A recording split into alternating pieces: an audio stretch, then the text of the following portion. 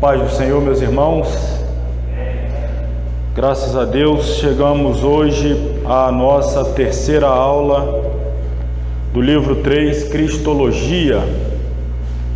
Estamos aqui no nosso núcleo, Assembleia de Deus Ministério Alecrim, em Barra Mares, e dedico esses primeiros minutos também para dar uma saudação muito especial aos alunos que estão conosco à distância, os irmãos de Minas Gerais, os irmãos do Maranhão, os irmãos de Nova Orleans, nos Estados Unidos, irmãos de Londres, no Reino Unido, os irmãos aí também do estado do Rio de Janeiro, a todos cumprimento especialmente com a paz do Senhor Jesus.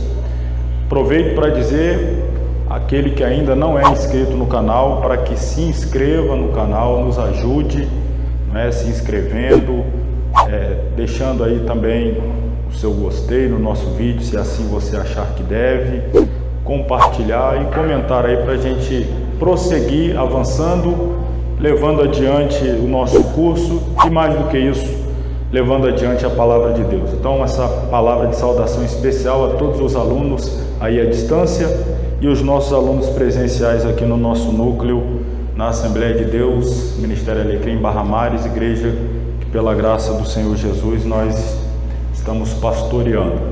Sem mais delongas, chegamos aí ao capítulo de número 5, deixe-me ver, é isso mesmo, capítulo 5, a nossa terceira aula, capítulo 5. Jesus uniu as duas naturezas perfeitas. Quem esteve presente nas aulas anteriores, acredito que a maioria aqui esteve, e quem não esteve, fica a recomendação de assistir a aula anterior para que possa se posicionar aí no assunto que nós vamos já começar a falar. Porque primeiro nós vamos orar. Então quero convidar todos a se colocarem sobre os pés para nós orarmos. Aproveito para dar as boas-vindas, também estão chegando hoje conosco.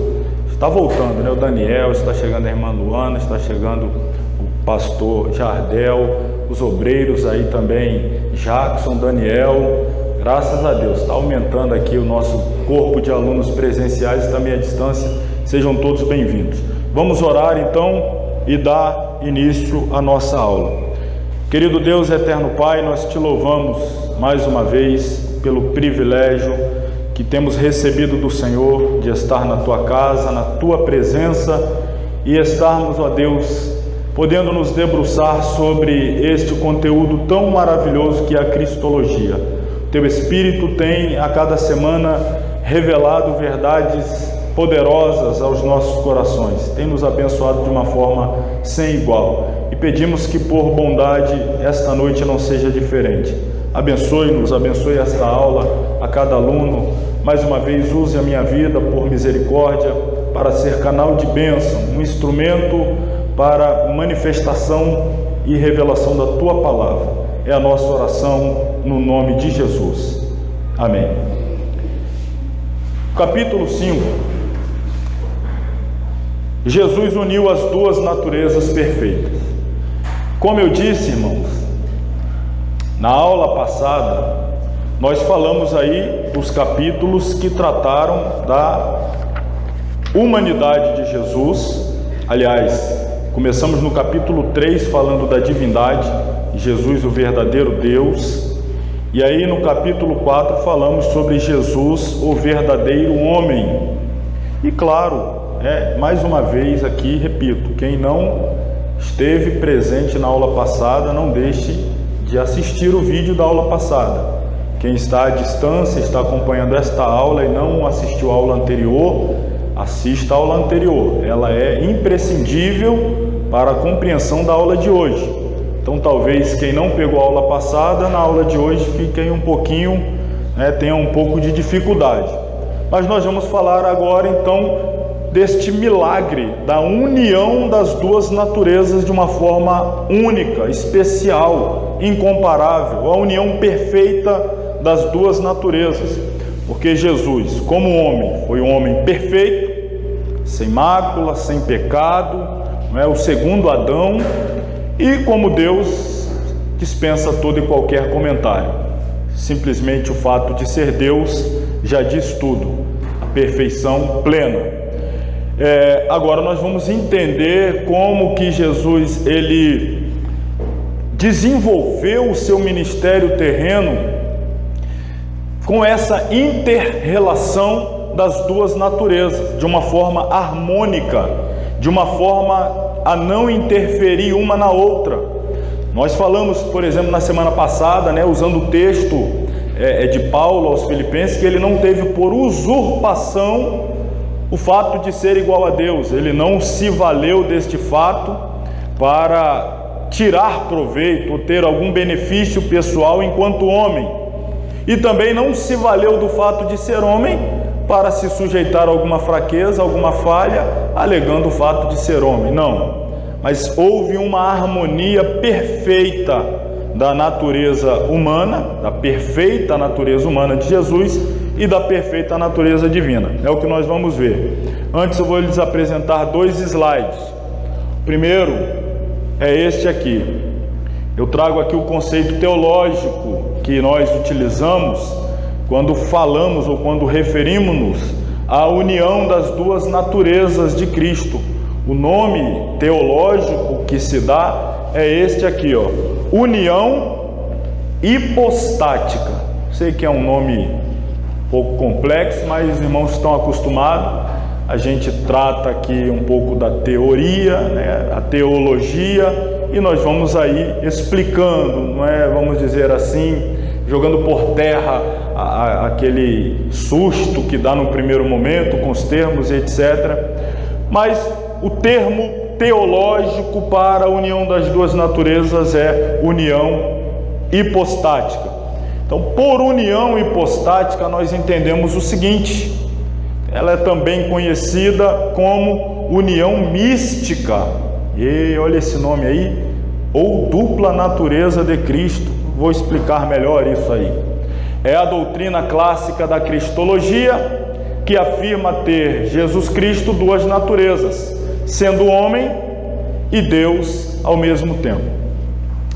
Eu me lembro de já ter falado aqui, mas eu vou voltar a esta explicação porque sempre causa um certo frisson quando o termo místico aparece, Porque ele é utilizado de forma pejorativa, principalmente pelas religiões de origem oriental. Elas usam muito esse termo místico, misticismo, e aí a gente acaba criando algumas barreiras e obstáculos, e o nosso ouvido não está muito acostumado a ouvir esta expressão e aplicá-la dentro de um contexto evangélico. Mas a palavra mística simplesmente quer dizer uma junção do natural com o sobrenatural. Então, quando você fala, quando se diz que algo é místico, significa que houve um contato, houve uma mescla entre o que é natural e o que é sobrenatural. Então, quando isso acontece, nós temos uma junção de dois ambientes distintos: o ambiente natural, o universo das coisas naturais, e o outro que é das coisas sobrenaturais. Então Jesus, ele une o sobrenatural, o divino, e assume o natural, o humano, e aí então nós temos esta união mística, porque há uma união de duas naturezas, o sobrenatural divino com o natural humano. Eu já disse também, por exemplo, nós cristãos experimentamos nós usufruímos de algumas experiências místicas. Quando nós, por exemplo, somos batizados com o Espírito Santo. Isto é uma experiência de caráter místico, porque o sobrenatural se apossa do natural, cai sobre o natural, e aí há então esta mistura de duas dimensões distintas, e essa experiência é uma experiência mística. É claro, volto a dizer, nós não usamos muito o termo, porque ele foi desgastado, ele foi estigmatizado de uma forma pejorativa por ser muito utilizado por religiões de cunho oriental, espíritas também, e aí a gente acaba se furtando de usar esse termo. Mas em se tratando aqui de conceito, estou explicando aos irmãos o conceito da expressão mística. Vamos aí ao nosso material. Jesus teve no seu nascimento duas naturezas distintas. Pela concepção sobrenatural de Maria, Jesus herdou do seu Pai, pela operação do Espírito Santo, a natureza divina com todas as suas características. De Maria, ele recebeu a natureza humana. As suas naturezas, divina e humana, se uniram na constituição de sua pessoa de modo perfeito. As duas naturezas não se misturam, isto é, Jesus não ficou com a sua divindade humanizada ou com a sua natureza humana divinizada. Em Caná, quando Jesus transformou a água em vinho, a água deixou de ser água e passou a ser integralmente vinho. Quando, porém, Jesus se fez homem, continuou sendo Deus verdadeiro, mesmo estando sob a forma de homem verdadeiro. Então, lembrando os irmãos, assunto também da aula passada, a concepção sobrenatural, o DNA divino. Vocês lembram a semente da mulher? Quem lembra? Semente da mulher, aí a semente da parte masculina humana não houve. Como é que se deu este milagre sobrenatural? Gabriel explicou a Maria quando ela questionou pelo fato de ser virgem, não conhecer varão. Gabriel explicou, o Espírito Santo assumiu, enfim, não vou voltar a este assunto, explicamos.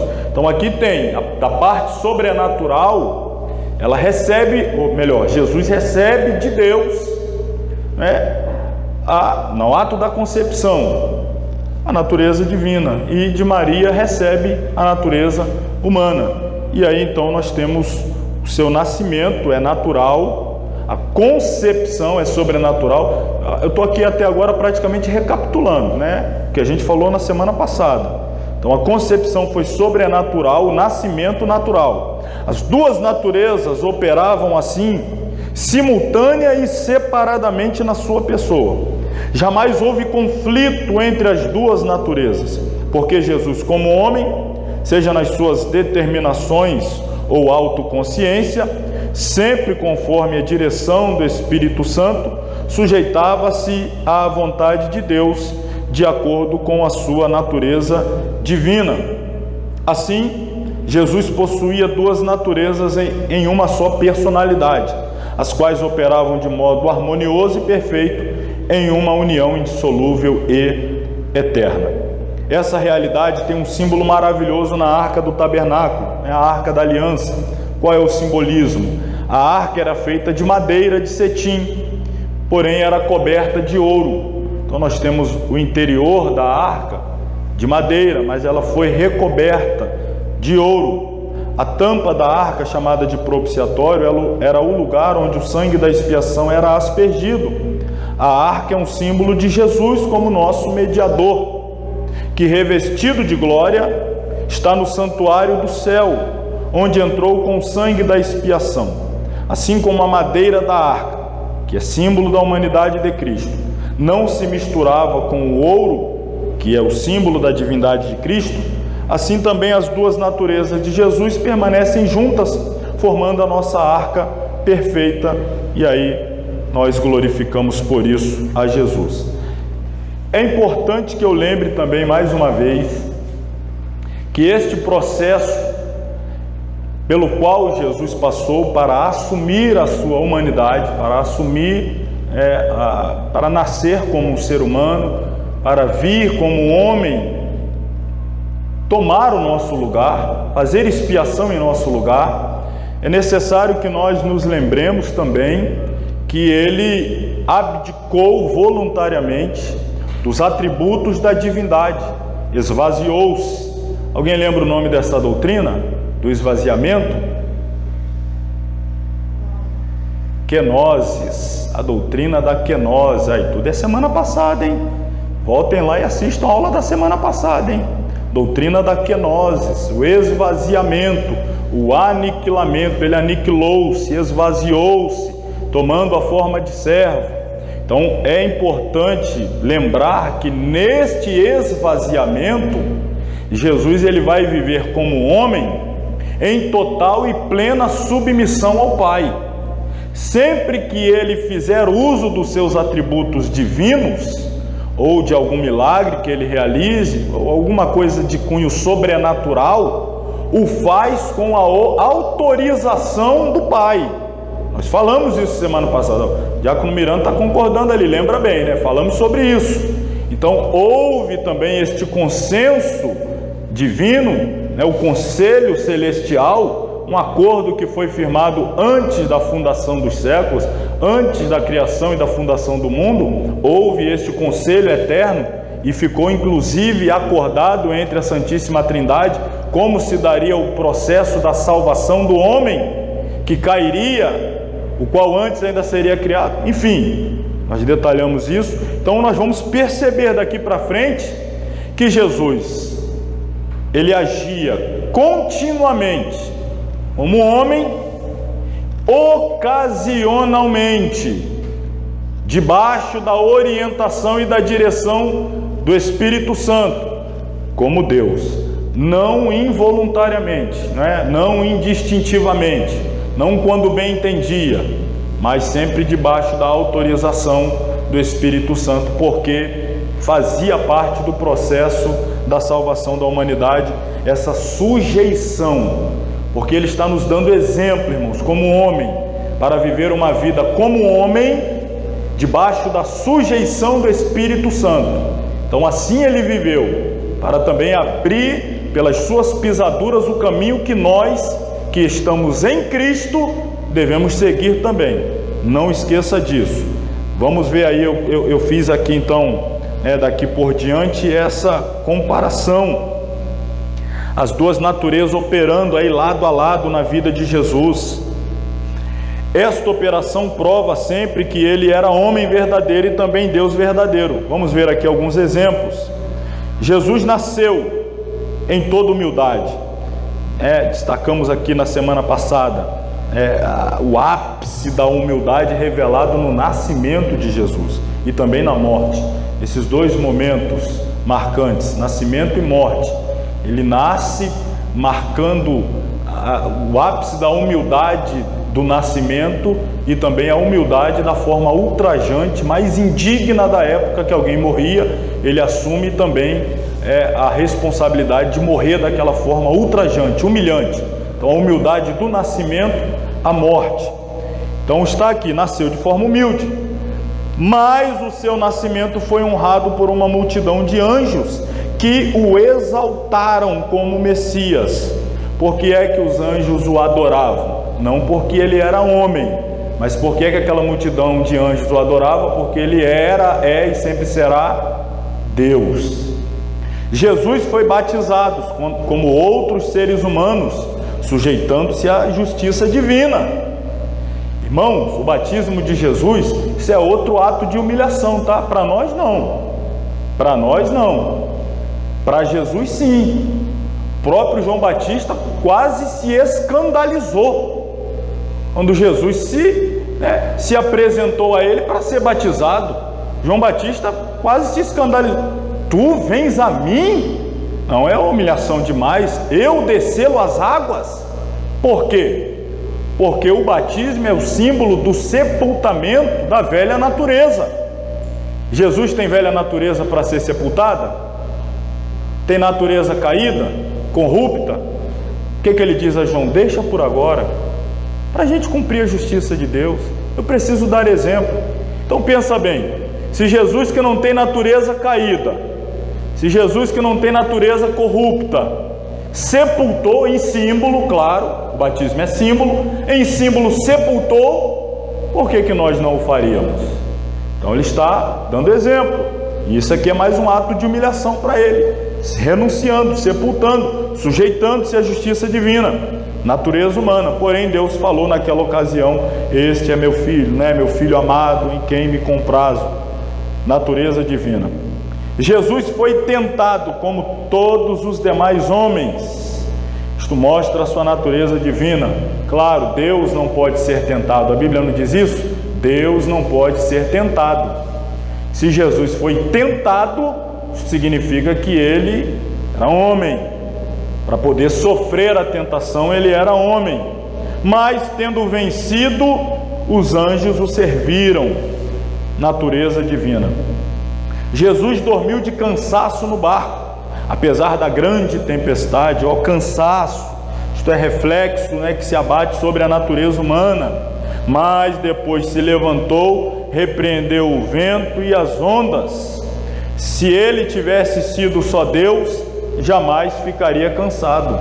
Deus não se cansa, mas como Deus, ele deu ordem à sua criação, as ondas, o vento, e os discípulos estupefatos perguntavam-se: quem é este que até ao vento e ao mar manda e lhe obedece? Esta é a revelação da natureza divina. Jesus, cansado de andar, assentou-se junto à fonte para descansar. Lá em João 4, o episódio da mulher samaritana. Porém, ali, ele descobriu a situação espiritual da mulher e lhe revelou o caminho da salvação. Se revelou como Filho de Deus, como Salvador. Diante da morte do seu amigo Lázaro, Jesus chorou. Natureza humana, tristeza. Mas ali orou ao seu Pai e mandou Lázaro sair da sepultura. Poder sobre a morte, natureza divina.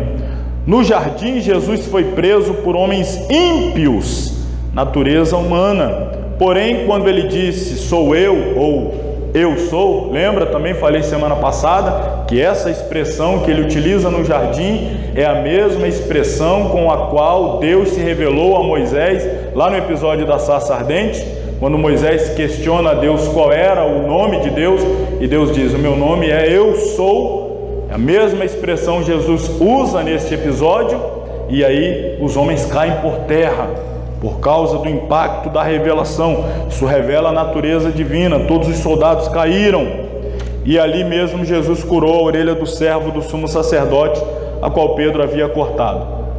Bom, Jesus às vezes deixou voluntariamente, a gente já falou, estamos enfatizando isso, de fazer uso das virtudes da natureza divina.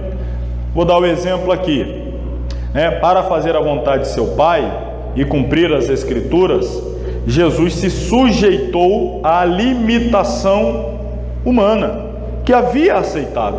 Lembrando sempre, viu, irmãos, não há imposição aqui, há uma concordância eterna. As coisas estão se desenrolando no âmbito do Cronos, dentro da cronologia do tempo de vida terreno de Jesus. As circunstâncias, as situações estão se desenrolando, mas tudo aquilo ali, na eternidade, já havia sido acordado entre a Trindade, inclusive Jesus, é claro, vocês estão me referindo à Trindade, inclusive Jesus. Então nada do que está se passando está sendo decidido à medida que as coisas ocorrem, mas tudo já fora decidido previamente no âmbito celestial. Então ele havia aceitado. Por exemplo, Jesus não quis chamar 12 legiões de anjos para o livrar. Está lá em Mateus 26:53. Quem se lembra desse episódio? Em que Jesus se furta, Jesus abre mão de clamar ou chamar por 12 legiões de anjos. Quem se lembra desse momento, desse episódio na vida de Jesus? Faz o sinal aí. Vocês estão aí, irmão? Vamos orar de novo para começar a aula de novo? Já começou a aula, irmão. Acho que já tem quase 30 minutos, hein? Vamos lá. Vocês não lembram não desse episódio? Que Pedro pega a espada, corta a orelha, Jesus pega, Pedro, guarda essa espada. Tu não sabes que se eu quisesse... Vocês já leram isso na Bíblia? Eu rogaria ao Pai e Ele enviaria aqui 12 legiões de anjos. Se eu quisesse, mas eu não vou fazer isso.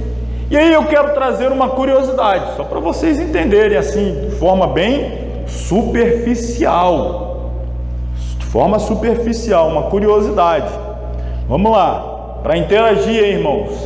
Quero ouvir vocês aí. Jesus às vezes deixou voluntariamente fazer uso das virtudes da natureza divina. E aí citamos aqui o episódio. Interessante, Jesus deixou de clamar pelo socorro de 12 legiões de anjos. Não eram apenas 12 legiões de anjos à sua disposição. Todos os seres angelicais estão à sua disposição. Mas naquele episódio ele disse esse número exato. Ele falou, eu poderia agora chamar 12 legiões. Ele poderia dizer, eu poderia chamar o céu inteiro. Mas ele disse 12 legiões. Então vamos trabalhar com o que ele disse, com as palavras dele. A pergunta é: quantos anjos correspondem 12 legiões de anjos? 124 mil? Não. Cada legião é 12 mil, né? Exatamente. Aliás, uma legião corresponde a 6 mil. Ah, tá, 6 mil. Você dobrou aí, né? Então, na verdade, você dobrou. Você falou 12 mil, uma legião é a metade. Uma legião são 6 mil. 6 mil. Então, aí é a metade que você falou. Você falou quanto? 124, metade. Sabe fazer a conta aí? Claro que sabe. Você trabalha com conta o dia todo. 12 vezes 6 mil, 72 mil anjos. Vocês imaginam o que 72 mil anjos poderiam fazer ali no jardim do Getsemane? Então, para a gente aqui pensar, vamos pensar aqui, é um parênteses. Vocês sabem que a gente começa a aula, eu já trago uns parênteses assim, para a gente, então aquele parêntese, né, que a gente sempre usa no começo das aulas, uma curiosidade, algo aqui para a gente refletir, interessante. Então vamos lá, 72 mil anjos. Vamos nos lembrar agora do que um único anjo é capaz de fazer. Vocês lembram do episódio lá de 2º livro dos Reis, capítulo 19, versículo 35? Sucedeu, pois, que naquela mesma noite... eu usei o amarelo ali, fica mais difícil de ler, perdoe. Mas está no 2º livro dos Reis, capítulo 19, versículo 35. Está escrito assim: sucedeu, pois, que naquela mesma noite saiu um anjo do Senhor e feriu no arraial dos assírios a 185 mil homens. Um anjo saiu no meio do arraial dos assírios. Um anjo matou 185 mil homens. Levantando-se pela manhã cedo, eis que todos eram corpos mortos. Então vamos lá, vocês que gostam aí da matemática, a aula agora não é mais de teologia, é matemática, vamos fazer as contas. Um anjo mata 185 mil homens. 72 mil anjos mata quantos homens? 13 bilhões 320 milhões. Eu poderia rogar agora ao Pai, ele enviaria 12 legiões de anjos.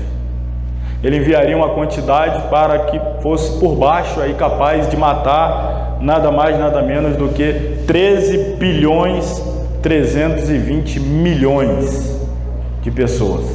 Já pensou nisso? Para ficar mais interessante, segundo a ONU, a Organização das Nações Unidas, a população mundial nos dias de Cristo, população do mundo inteiro, do planeta Terra, não é só da região ali não é só da Judéia, Galileia, não é a terra de Israel, o Império Romano, estamos falando de estimativas da população mundial, 250 milhões de pessoas. Para a gente encerrar essa parte matemática aí que já está dando nó, não é? O que eu estou querendo dizer em resumo é o seguinte: se Jesus rogasse ao Pai, ele teria enviado uma quantidade de anjos suficientemente capaz de exterminar 52 planetas terras inteiros. Mas sabe o que Jesus fez? Ao invés de matar toda essa quantidade de seres humanos, eu vou me entregar para morrer no lugar deles. É aqui que eu queria chegar com vocês, tá? Esquece aí a matemática, isso ficou meio no nó, mas eu fiz tudo isso para dizer o seguinte: o que Jesus está dizendo para Pedro é: eu poderia rogar ao Pai, e o Pai enviaria anjos capazes de matar 52 planetas Terra. Mas ao invés de eu rogar ao Pai para que Ele envie anjos para matar todos esses habitantes da Terra, eu escolhi morrer no lugar de todos eles. Glória a Deus! Inclusive no seu lugar, irmãos. Isso é razão para a gente adorar mesmo ao Senhor Jesus. Vamos lá encerrar esse capítulo então. A doutrina sobre as duas naturezas operando em uma só personalidade. Esse assunto tem sido uma pedra de tropeço da teologia através dos séculos. Se olharmos esse assunto unilateralmente, dando destaque só à divindade de Jesus, então a sua humanidade fica irreal e simulada. destacando demasiadamente o lado da sua humanidade, a sua condição de Deus verdadeiro ficaria ofuscada. Contudo, Cristo é uma das pessoas da Santíssima Trindade, sendo igual a Deus em seus atributos, pôde administrar sem nenhum empecilho as naturezas divina e humana. As expressões ditas por ele, que mostram certas limitações, estão ligadas à sua natureza humana, mas, quando preciso, ele fez valer os seus atributos divinos. Então aqui está como é que Jesus administrou, como ele teve que lidar com a união hipostática, a união das duas naturezas. Ele viveu plenamente como homem, sendo Deus, e quando necessário e debaixo da autorização do Pai, do Espírito, ele lançava a mão daquilo que lhe era próprio, não o fez por usurpação, não é? Era dele por direito, todos os atributos divinos, sempre será. Então, quando necessário, ele lançava a mão destes atributos para atuar, dando sequência ao processo ou plano da salvação, o qual ele veio aqui cumprir. Amém, irmãos? Amém. Encerramos aqui então o capítulo de número 5. Capítulo 6. Nomes e títulos de Jesus Cristo. Capítulo 6, vamos tratar agora então dos nomes e títulos de Jesus. Nós viemos aí dessa sequência em que falamos sobre a divindade, a humanidade e a junção das duas naturezas. Agora então a gente vai entrar numa outra esfera da cristologia, né? A preliminar aqui é nós entendermos a pessoa de Jesus dentro dessas perspectivas humana e divina e da união, porque isso faz com que nós de alguma maneira compreendamos melhor quem é esta pessoa única, especial, inigualável, incomparável, Jesus. Agora então nós vamos ver aí os nomes e os títulos pelos quais Jesus é conhecido, reconhecido. Então vamos lá, capítulo 6, nomes e títulos de Jesus Cristo. Jesus, este nome designa a pessoa e a existência do Filho de Deus, que veio ao mundo para salvar os pecadores. Quando ele é invocado como Senhor, Redentor e Salvador, é esse o seu nome íntimo e pessoal, Jesus Cristo. O nome completo compõe-se do nome próprio, Jesus, e de um título, Cristo, ligados, designam o Filho de Deus bendito, o Salvador universal. Eu vou falar já sobre Cristo, mas vamos lá para ver se os irmãos lembram ainda, não é? Eu disse aos alunos que estavam presentes em aulas passadas que Cristo não é um sobrenome, né? Ele não herdou Cristo da família de Maria ou da família de José. Cristo não é um nome ou um sobrenome. Cristo é um título. Quem se lembra o significado da palavra Cristo? Ungido. Vocês sabem dizer Cristo aí em hebraico? Messias. Então, Messias em hebraico ou Cristo em grego, tanto um quanto o outro, significa ungido. É a tradução tanto do grego Cristo quanto do hebraico Messias é Cristo. A gente vai falar depois, mas já fiz aqui para saber se vocês estão lembrando aí. Além de Jesus Cristo, há cerca de 300 títulos e designações na Bíblia que se referem à sua gloriosa pessoa. Senhor é o título da sua divindade. Jesus, além de rei, profeta e o Messias prometido nas profecias do Antigo Testamento. Então nós vamos observar aí alguns desses nomes, alguns desses títulos. Começamos aqui com Jesus. Eu disse também a vocês que este nome é o nome terreno que ele recebe quando nasce. O anjo, na verdade, informa Maria qual deveria ser o nome que ela teria de dar ao menino quando nascesse. Então a escolha do nome não foi de Maria. Vocês lembram ainda o significado do nome Jesus? Uma tradução assim mais, vamos dizer assim, mais objetiva. Mas o Senhor salva.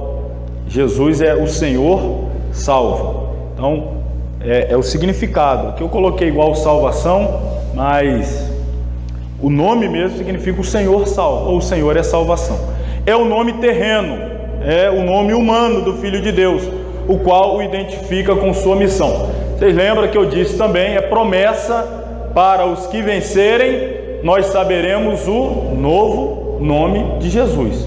Hoje nós sabemos o seu nome terreno, que liga a sua humanidade, nome que está vinculado à sua missão terrena, sua missão de Salvador. Mas após completar essa dispensação e a igreja for levada ao encontro do Senhor Jesus, na dimensão celestial, nós saberemos o seu novo nome. E mais do que isso, nós também receberemos novos nomes. Então saberemos o novo nome dele e saberemos até o nosso novo nome. Isso é promessa para os que vencer. Outra coisa interessante aqui a compartilhar: Jesus cumpre a sua missão de purificar e remir os pecadores com o derramamento de seu próprio sangue no Calvário. O nome Jesus está ligado à salvação, né? Deus se fazendo homem para salvar os homens. E ele cumpre a missão de salvar através da remissão, através da expiação dos pecados. E como é que se dá essa expiação? Pelo derramamento do seu próprio sangue na cruz do Calvário. Agora olha que coisa interessante. Talvez a gente tenha aqui, é possível que tenha algum irmão que já teve, ou talvez até ainda tenha, uma Bíblia que na capa dela tem aí um peixe. Quem tem ou já teve uma Bíblia que tinha na capa aí um peixe? Vai dizer que eu sou o crente mais antigo aqui. Eu já tive, irmãos. Aí não, hein? Me ajudem, hein? Já não estou sozinho aí, Já não estou sozinho aí. Vamos lá. Dou-lhe uma. Quem é o outro que vai falar? Já teve, eu tenho, guardou lá. Nunca teve uma Bíblia que na capa ali um peixe? Já apareceu o segundo. Se eu apertar, todo mundo levanta a mão. Mas não tem tempo, né? Porque se a gente for insistindo, daqui a pouco levanta a mão todo mundo. Os irmãos sabem que o peixe é o símbolo do cristianismo? Alguém sabia ou ninguém sabia que o peixe era símbolo do cristianismo? Peixe é símbolo do cristianismo. Talvez você não saiba, ou se não souber, se não sabia disso, está sabendo. Eu ia fazer uma comparação aqui, mas nem vou, pelo menos não diante das câmeras. Depois eu falo para vocês em off. Mas o peixe é símbolo do cristianismo e a razão está aqui, Peixe em grego, lembrando, o Novo Testamento foi escrito em grego. O Novo Testamento foi escrito em grego.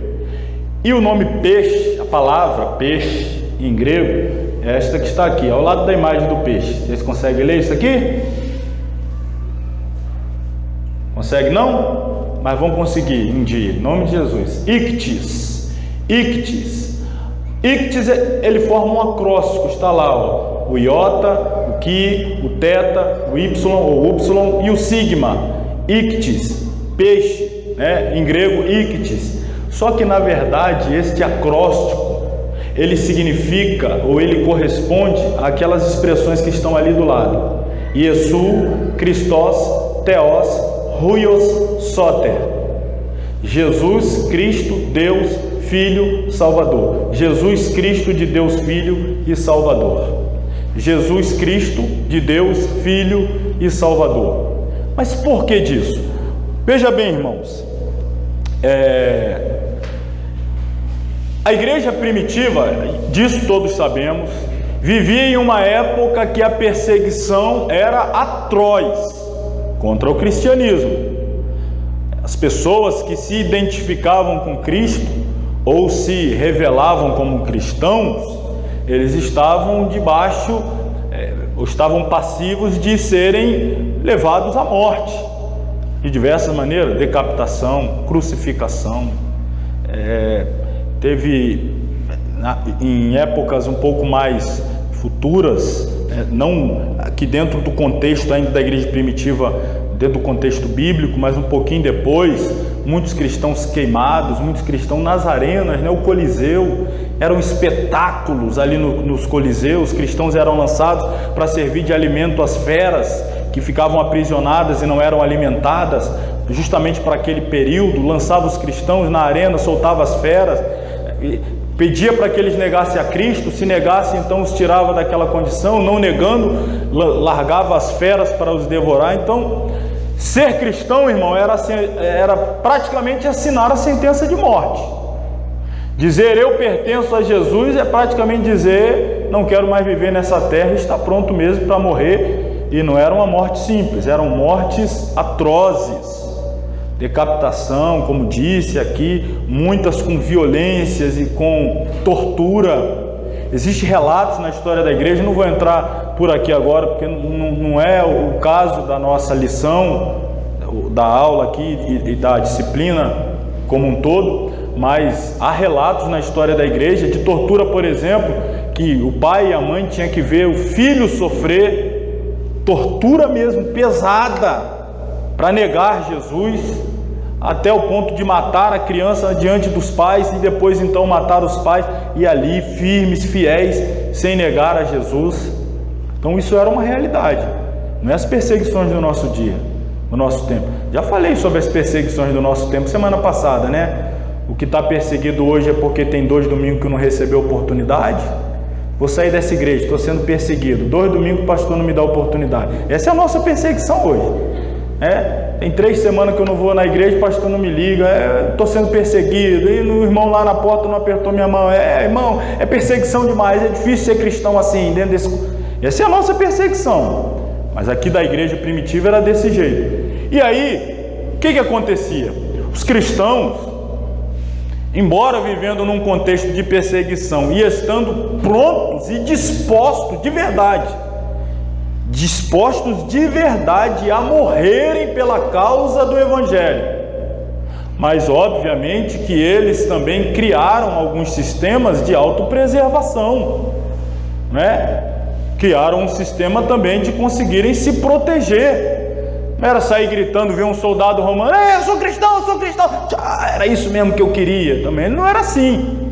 Eles tinham um sistema de autopreservação. Quando eles eram descobertos, não negavam e sofriam a pena capital. E aí então, o que acontecia? Haviam infiltrações de falsos cristãos no meio dos cristãos para descobrirem quem era cristão, onde eles se reuniam, para então chegar até ali e prendê-los. Lembra quando Saulo ainda começa a perseguir os cristãos e eles fogem? E aí fica sabendo, Saulo, né? Fica sabendo que muitos deles fugiram para outro país, Síria, capital, Damasco. E o que Saulo faz? Me dá a carta. Vou fazer uma viagem internacional para perseguir e matar crente. Vou lá para Damasco. E aí no caminho de Damasco nós sabemos o que aconteceu. Paulo se converteu. E aí quando Paulo chegou na igreja dizendo que era crente, os irmãos o que fizeram? Glória a Deus, ele é crente, está com a gente, vamos dar um microfone para ele. O microfone nem existia, né? Como é que os irmãos reagiram? A igreja primitiva? Por um bom tempo ficaram duvidosos. Pô, isso aí era perseguidor? Isso aí era uma... Será que ele não está fingindo para descobrir onde que acontecem as nossas reuniões? E ao invés de matar 1, 2, 3, 5 crentes, ir se infiltrando para daí a pouco pegar uma reunião nossa e ali matar 50, 70, 20, 30, 100, havia essa realidade de infiltrações de falsos cristãos no meio dos cristãos. E aí então, repito, eles desenvolveram alguns sistemas de autopreservação. O peixe foi um deles, porque eles andavam naquelas estradas, naqueles terrenos empoeirados, tanto da região do próprio área de Israel, a terra de Israel, a Síria, em outros lugares. E aí quando um cristão, aquela coisa, né, que você já deve ter percebido, já aconteceu com você e comigo também, de você olhar para alguém e dizer, esse camarada é crente. E vice-versa, alguém olhar para você e falar, esse sujeito é crente, ou essa irmã é crente. Você é crente? sabia, a paz do Senhor, vi um brilho na sua vida e tal, alguma coisa. Você chega assim e fica, né? Esse cidadão é crente, você é crente. Está ali na fila do banco e tal, e você é crente, você também é só. Aí começa a pateia, rola, entrega profecias, é desse jeito, né?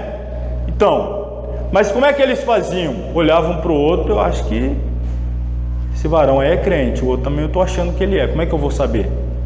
Aí vinha ali conversando, igual a gente conversa com o outro até, só que eu não podia perguntar, você é cristão? Mas ele está conversando e fazia na terra o símbolo assim, quase que um semicírculo, não é? Aquele semicírculo, aí um marcava a terra com um semicírculo, o outro olhava, já entendia o código, ele completava o semicírculo e fazia o desenho do peixe. Aí dali ia a paz do Senhor, né? Shalom Adonai. Era um dos códigos que eles utilizavam para se identificar. E com isso o peixe acabou capitaneando para si o símbolo do cristianismo, porque era um método de identificação dos cristãos e também uma maneira de confundir os perseguidores. Então, essa é uma das histórias. Os irmãos gostaram de saber dessa história? Só 3, né?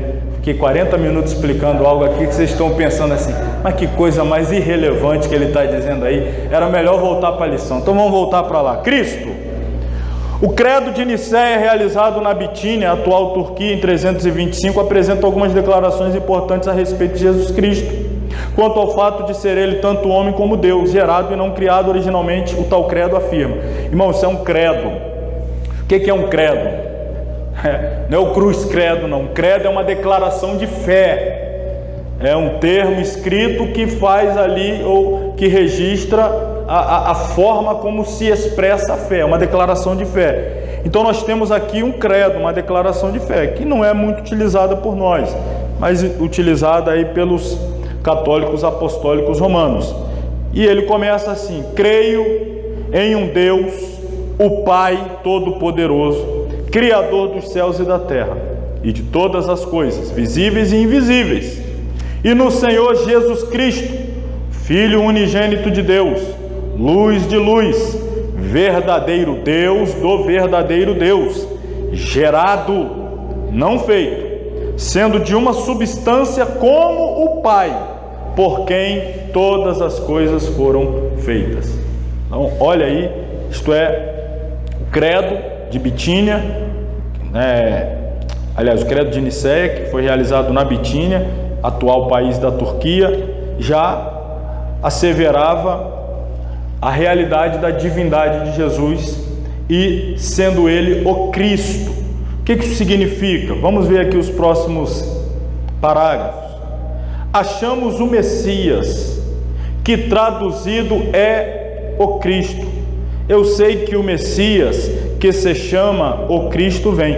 Observe as duas vezes João, no capítulo 1, versículo 41, e no capítulo 4, versículo 25, no seu registro do Evangelho, ele fala Messias, e aí à frente sempre vem o parênteses, que significa, ou que quer dizer, o Cristo. Então, ele fala Messias, é uma expressão hebraica, para os seus leitores de origem hebraica, mas ele tem o cuidado de dizer que o Messias é o Cristo, para os seus leitores de origem grega. Tanto um quanto o outro, Messias e Cristo, têm a mesma tradução, o mesmo significado. Então essas passagens mostram que judeus e samaritanos tinham a mesma esperança redentora em relação ao Messias prometido aos pais pelo Deus de Israel. A ideia de um Messias, do hebraico Mashiach, ungido para ser o salvador ou redentor de seu povo, estava presente na mente dos povos, mesmo os que professam diferentes religiões e crenças. Mas todos esperavam um Messias político. Também havia a ideia de um libertador humano militar, eleito por Deus para Israel e por extensão a toda a humanidade, comandando um poderoso exército. Esta expectativa habitava a mente de Israel. Habitava não, habita. 2000 anos depois da vinda de Cristo, ainda hoje, e aliás, hoje mais do que nunca, habita no coração do povo judeu a expectativa de um Messias político com poderio militar, para dar a Israel a condição de um país livre dos seus inimigos, principalmente ali os palestinos, os muçulmanos, os povos árabes que cercam toda aquela região do Oriente Médio, e também, mais do que isso, transformarem Israel em uma nação de projeção mundial. Parece assim algo absurdo, mas, por exemplo, o mundo da época de Davi, como rei de Israel, fez de Israel o império, né? Aliás, não um império, um reino, né? Porque é diferente, império e reino, mas um reino mais poderoso da terra. Salomão consolidou isso. A extensão da influência do reino de Salomão abarcava quase que todo o mundo conhecido da época. Salomão estendeu, e várias nações ali circunvizinhas eram tributárias de Salomão, pagavam tributos, tinham que pagar impostos para estar debaixo da égide do reino de Salomão. Mas aí Salomão então se corrompe, pecado da idolatria toma o coração de Salomão, e o reino então vai ser dividido quando é passado para o seu filho Roboão, e aí começa o processo de enfraquecimento, e o reino vai se enfraquecendo cada vez mais, até chegar ao extremo do enfraquecimento, que é quando eles sucumbem diante dos babilônicos, e eles levam ou são deportados para a Babilônia. E o que é que acontece a partir de então? A terra de Israel, Áretz Israel, passa a estar sempre debaixo da dominação de algum outro reino. A Bíblia chama isso de o tempo dos, quem completa? Gentios. Quando Israel não tem mais autonomia dentro do seu próprio território, não tem legalidade completa e total do próprio território que receberam por herança das mãos do próprio Deus, que os tirou do Egito, os colocou naquela terra, expulsou todas as nações e os colocou lá. Mas quando eles foram para o cativeiro, eles experimentaram pela primeira vez esse processo de remoção da terra. Depois eles retornam, é claro, 70 anos depois. Mas qual é o império que permite o retorno dos judeus para a sua terra? Os medos e os persas.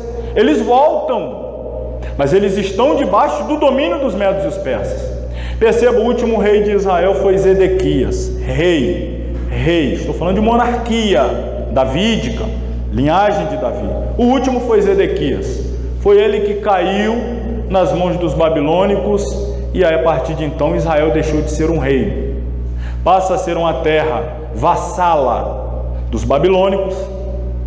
Quando os babilônicos caem para os medos e os persas, Israel passa agora a estar debaixo da dominação dos medos e persas. Quando os medos e persas perdem a hegemonia da região para os gregos, Israel agora está debaixo da dominação grega. Alexandre o Grande domina Israel, tá? Aí isso aí já é o período que nós chamamos de intertestamentário, aqueles 400 anos entre Malaquias e o início do Novo Testamento em Mateus. Depois, com a morte de Alexandre Magno, Alexandre o Grande, o seu reino é dividido em 4 partes. 4 generais de Alexandre dividem o reino dele, e aí a parte que era ali de Israel fica sob a dominação dos Ptolomeus, que é uma dinastia que controla ali o Egito e aquela região. Israel agora está debaixo do domínio do Egito. Depois há uma guerra interna entre o Egito e a Síria, que são os antíocos, Antíoco Epifânio e tal, eles prevalecem. Agora Israel passa para essa dominação. Depois nós temos um período pequeno de independência de Israel, chamado a dinastia Asmoniana, o período dos Macabeus. Quem já ouviu falar dos Macabeus? Aí, vocês já leram Bíblia Católica, hein? É isso mesmo, está lá na Bíblia Católica, isso é dentro do período intertestamentário, os Macabeus. Só que esse período é muito breve. Depois, quem é que vai dominar aquela região? Os romanos. Israel agora está debaixo do domínio de Roma. Quando chega o ano 70 da era cristã, o que acontece com a nação de Israel? é destruído novamente, o templo é destruído, a cidade é destruída, e os judeus eles vão para onde? São espalhados pelo mundo. Estou falando do ano 70 da nossa era, 70 depois de Cristo. Vocês sabem quando que os judeus voltaram para sua terra, depois de terem sido expulsos no ano 70? 1948, pertinho agora, podemos dizer. Do ano 70 a 1948, fora da terra. Voltaram para a terra. Olha aí agora, irmãos, reacendendo a expectativa. Opa, ficamos mais de 1900 anos, aproximadamente 1900 anos, 1870 anos, sem terra, sem eira nem beira, espalhado pelo mundo. É por isso que hoje tem judeu no Brasil, tem judeu no Paraguai, tem judeu nos Estados Unidos, tem judeu na Europa, tem judeu em toda parte do mundo. Eles foram espalhados. Tinha judeu demais na Alemanha na época de Hitler. Hitler falou, vamos acabar com essa turma aqui. Só Hitler matou 6 milhões de judeus. O Holocausto é o quê? É a morte de judeus. A partir disso aí, é claro, o estabelecimento, a criação da ONU, os judeus voltam. Enfim, não vou entrar também nesse detalhe. O que eu quero que vocês entendam aqui, olha quando eu comecei a falar para vocês. Comecei a falar para vocês em 597 a.C., com a queda de Zedequias, o último rei. Desde então Israel não é um reino, não tem um rei. O que Israel é hoje? Israel hoje é uma democracia, tem um presidente, tem um primeiro-ministro, mas eles esperam um rei, eles esperam um líder que vai pegar aquela... E a terra de Israel hoje? Israel tem liberdade lá? Precisa nem ler Bíblia para saber, né? Claro, também porque atual não está na Bíblia. Basta ver aí os sites, os jornais. Israel tem liberdade dentro do seu território? Nem o local do templo, irmãos, que era o lugar mais sagrado que Israel já teve na vida, nem lá eles podem entrar. Não sei se vocês sabem, vocês acompanharam aí esse últimos ataques, Hamas, os palestinos, Israel e tal, essa confusão. Não sei exatamente agora o número de mortos, eu sei que já tinham passado mais de 200 ou 300 mortos, e míssil para lá, míssil para cá, e começava a rodar os vídeos, e lá vinha míssil para cá, e as baterias antiaéreas de Israel e tal, e míssil destruindo lá aquele monte de prédio, o prédio vindo abaixo comigo. Você, meu Deus, quem sabe como começou tudo isso? Qual foi o estopim do início de tudo isso aí? Quem sabe? Um judeu que foi visto andando no pátio sagrado dos muçulmanos, na área do templo ali dos muçulmanos, a mesquita de Omar. Aí começou a brigar com ele, empurrou que ele não podia estar ali, que estava profanando aquele lugar. Começou um abrigo, empurra, disso daí, por causa de um judeu lá dentro da área do templo dos muçulmanos. Foi tudo isso que você viu aí. É assim que eles vivem lá. Tropeçou um no pé do outro, irmão, lá vai 200 mísseis para cá, 500 mísseis para o lado de lá. É desse jeito. E eles estão esperando o quê? Um líder que chegue lá e bote para fora toda essa turma e entregue de volta a eles o rei. Estou falando isso tudo para te mostrar, hoje, mais do que nunca, o coração deles está com a expectativa de um líder, de um Messias, de um libertador. Nos tempos de Jesus já existiam, e quando começaram a dizer, esse aí é o Messias, esse é o ungido, esse aí é o Filho de Deus, o que eles imaginavam? Graças a Deus, não viveremos mais debaixo do Império Romano, seremos libertos, seremos um reino, teremos um rei. Quando Jesus entrou em Jerusalém, qual foi o clamor deles? Hosana, bendito o que vem em nome do Senhor. Lançaram ramos.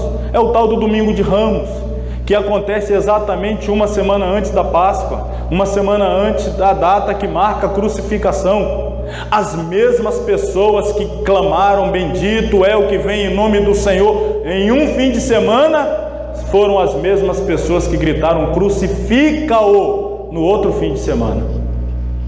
E o que aconteceu entre um e outro? Uma grande decepção. Jesus não era quem eles queriam que Jesus fosse. Eles queriam que Jesus fosse o quê? Um líder político, um líder militar.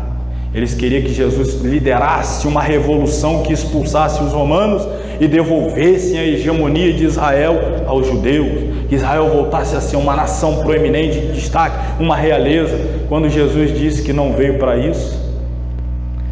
Sabe quem foi o primeiro a decepcionar? Foi o Judas. Como é que é? Não vai nos libertar? Não. E vai fazer o quê? Eu vim morrer. Morrer? Ah, não. Tá brincando? Não estou brincando, é sério. Meu reino não é daqui. Não é daqui? Mas é de onde? É de lá. E nós? Não, eu vou para lá, preparo o lugar, depois volto e pego você. Mas enquanto isso vocês aguardam. Ah, não. Aí não. Até hoje tem muitos que não concordam com um reino celestial, que é o terreno, não é?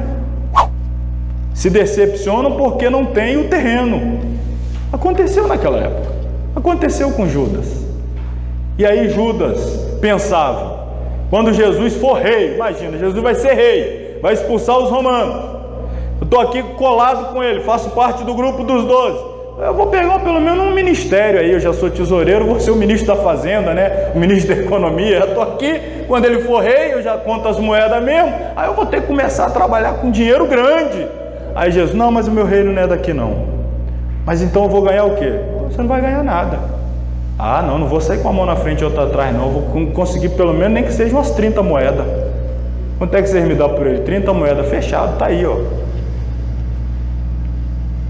A expectativa era para um Messias político, militar, conquistador, mas Jesus veio como um cordeiro mudo, manso. Falei sobre ele semana passada, sem beleza, sem formosura, para se entregar, humilde. Pilatos ficou desesperado, tentando arrancar dele. Tu és rei? Fala agora. Tu dizes. Tu não sabe que eu tinha poder para te soltar ou te mandar? Poder nenhum você tinha, se do alto não te fosse dado. Eles ficavam desesperados com isso, queriam arrancar de Jesus, né, algo que fosse, que desse a eles margem para de fato condenarem Jesus, mas não encontravam. Então a decepção do povo foi a falta de um líder que eles colocavam no coração. Vou aproveitar o parênteses, irmão, porque eu entendo que não é por acaso que eu estou dizendo isso. Tem muita gente que se decepciona não com Jesus, se decepciona com o Jesus que você criou para você. Tem gente que criou para si um Jesus. O Jesus que eu quero um Jesusinho, um Jesusinho cristinho. Ah, meu Jesusinho cristinho, que faz assim. Quando o seu Jesusinho cristinho não faz aquilo que você quer, você se decepciona com esse que você inventou para você. Com o da Bíblia, o Filho de Deus, o único, o verdadeiro, o eterno, esse não. Mas muita gente aí se decepciona com o Jesus que eles inventam para eles, que eles criam na mente deles, que eles colocam no coração deles. E muitas vezes porque é pregado para eles, por pessoas inescrupulosas que apresentam um Jesus que não é o Jesus da Bíblia. E eles vão dar conta.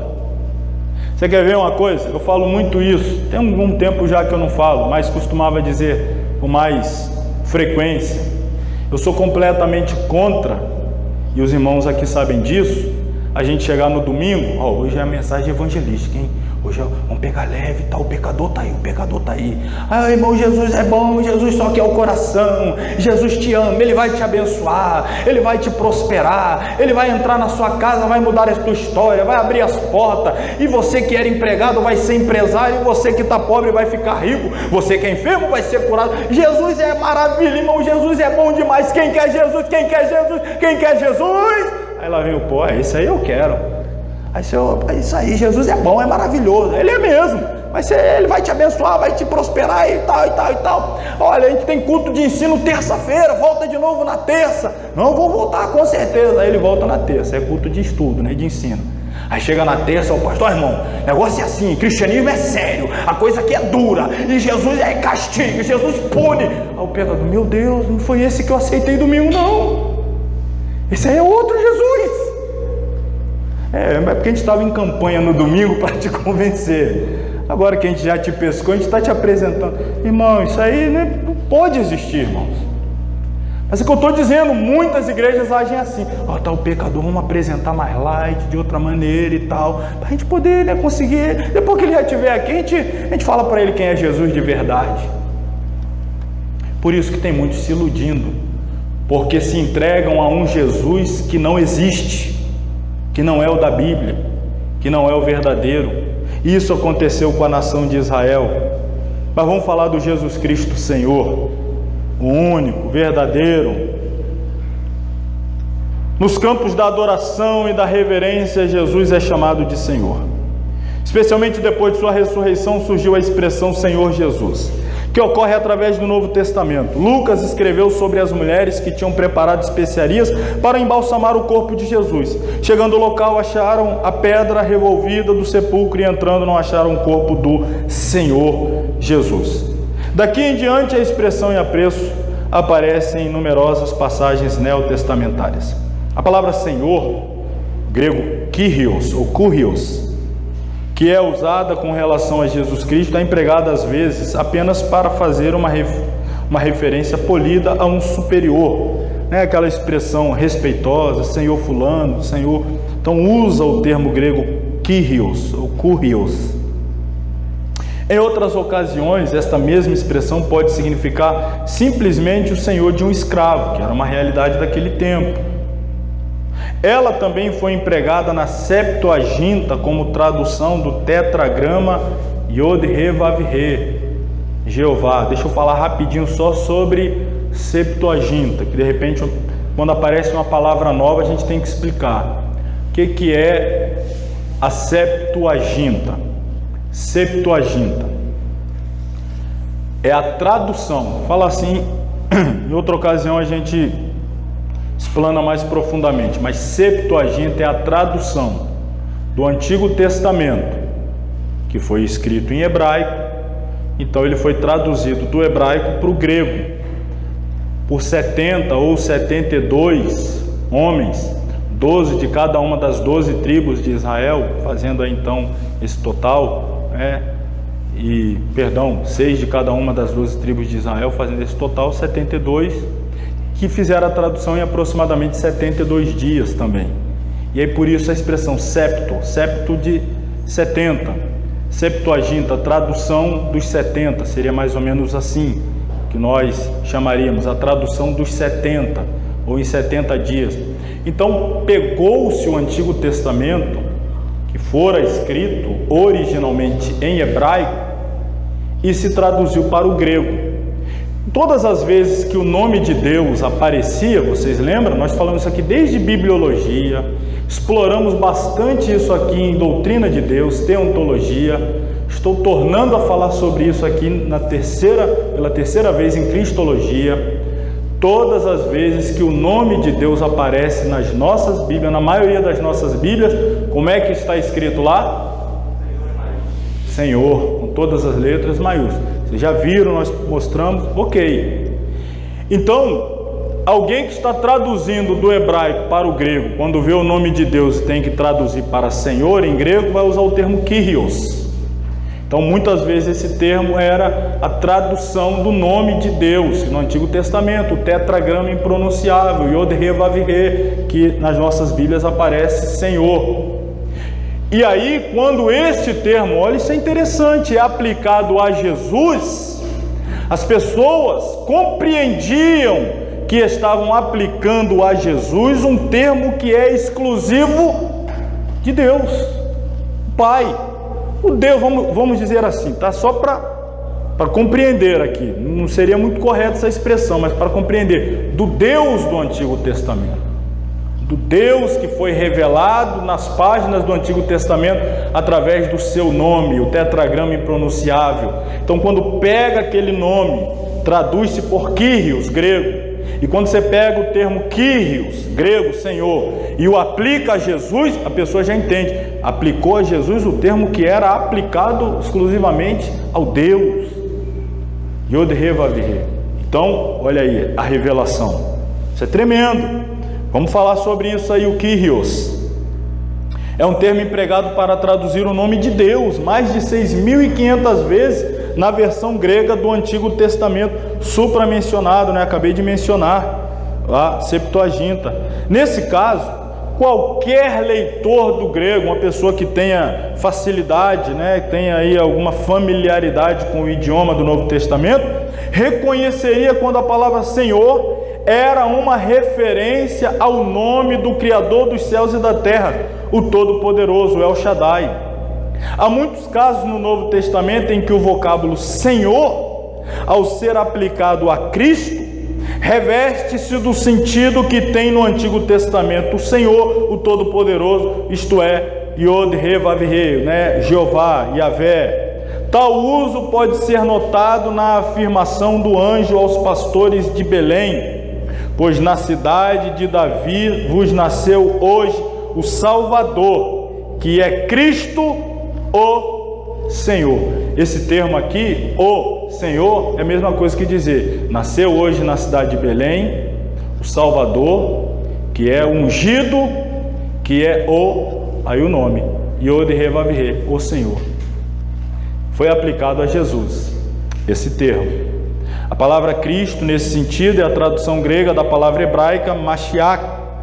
Conquanto esses termos nos sejam familiares, pelo uso frequente que deles fazemos, devemos considerar o quão surpreendentes foram para os judeus no primeiro século, que conheceram um bebê chamado de o Messias e de o Senhor, isto é, o próprio Senhor Deus encarnado. Hoje, a gente, vamos dizer assim, se familiarizou. Talvez você conheça alguém que se chama Messias. Conhece ou não conhece? Quem conhece alguém que se chama Messias? Olha aí. Imagina, Messias. Para nós é comum. Seu Messias. Bobeado, tem Messias dono de bar. Olha aí. Tem Messias preso. Já pensou? Agora o nome, o ungido, o significado, o ungido, esse termo, lá em Israel, o Messias, o ungido de Deus. Hoje para nós aí tem Messias aqui, Messias para ali, Messias para lá, Messias com arma na mão, Messias não sei mais o que, fazer o que? Popularizou, virou um nome comum, mas dentro de Israel não, só tem um Messias, que eles rejeitaram. Eles estão esperando outro. Para nós, é como se fosse outro, mas para ele não é outro. Aquele lá não era falso. Estão esperando Só que o anti-Messias, fala em grego aí o que eu acabei de falar agora. O que é anti-Messias em grego? Você fala o que? Anticristo. Anti-Messias, anticristo. Eles estão esperando o Messias, o Cristo. Mas virá o anti-Messias, anticristo, se dizendo ser o Cristo. Não é o que vai firmar um pacto com eles? Não é o que vai fazer aliança? Gente, o anticristo vai conseguir dar solução a esse conflito aí, O anticristo vai conseguir assinar um pacto que vai dar a Israel a possibilidade de construir o seu templo. Acabei de falar para vocês, um judeu esbarrou em um muçulmano na área do templo aí, quase começou a Terceira Guerra Mundial. Vai chegar um homem que vai conseguir, desde que a ONU foi criada em 1948, mais de 70 anos, irmãos. Estão tentando resolver isso, não resolve. Quando surgiu o homem que resolveu, o judeu não é ele, é ele. É o líder mundial, é ele. Só que a boa notícia para nós é que quando isso acontecer, quando eles receberem o anticristo, a igreja já foi levada ao encontro do seu Cristo. Nós não estaremos aqui para presenciar o império do anticristo, mas retornaremos com o nosso Cristo para a implantação do reino milenial dele na terra, que não é assunto agora, isso é escatologia, a gente vai falar melhor quando chegarmos lá. Mas esse é o contexto que nós vivemos, um contexto em que a qualquer momento poderá surgir esse líder, porque os grandes líderes, irmão, saiba disso, você pode estudar na história da humanidade, não estou me referindo agora apenas à história bíblica, história do cristianismo, estou falando na história mundial. Os grandes líderes, eles surgem em meio a grandes conflitos. Sempre que a terra entra em situações caóticas, como essa que nós estamos vivendo. Estamos vivendo um tempo tranquilo, um tempo normal? Você, como eu, tem 40 anos, eu tenho 42, 40 anos, 50 anos, 60 anos, 30 anos, 70 anos, talvez você está aí. Daniel deve ter uns 60, você está nesse grupo aí, né? Daniel deve ser o mais caçula aqui hoje. Já viu um tempo igual esse que a gente está vivendo? Está vivendo um tempo complicado. E um tempo, Ainda que tivesse acontecido, porque alguém vai dizer, mas já houve pandemia e tal, há 100 anos atrás, ali perto da Primeira Guerra Mundial, etc, etc. Mas o mundo era esse ovinho como é hoje? O mundo era assim, irmão. A Bahia ficava 1000 anos-luz de distância do Espírito Santo há 100 anos atrás. Tinha que montar num burro e vir puxando aí uma trouxa de roupa da Bahia para vir para cá, ou vice-versa. Hoje não, hoje você daqui, você pega o celular, você está falando com quem? Você bota numa tela, faz uma videoconferência, eu estou conversando com um, está na tela aqui, está lá na Arábia Saudita, o outro está nos Estados Unidos, o outro está no Canadá, o outro está lá no Chile, o outro está todo mundo aqui na tela. O mundo está desse tamanho aqui hoje, ó. Então a gente está vivendo essa realidade de um mundo complicado, de um mundo catastrófico, em um mundo que as coisas acontecem assim, com repercussão sempre mundial, nunca repercussão local, mundial. Então, um tempo propício para a ascensão do anticristo.